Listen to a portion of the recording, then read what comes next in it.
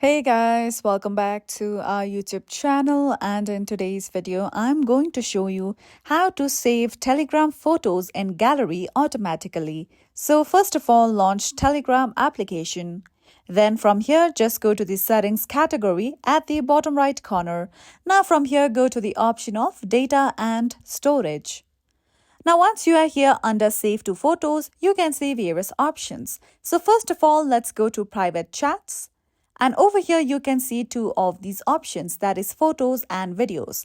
If you automatically want to save Telegram photos, just turn on the toggle for photos. If you wish to save videos automatically, turn on the toggle for videos as well.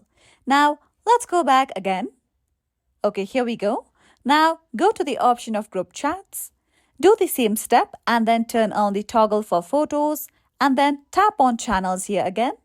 Do the same step again and turn on the toggle for photos. So this will allow you to save photos from Telegram automatically to your gallery. And this is it for today. And at last, don't forget to subscribe to our YouTube channel.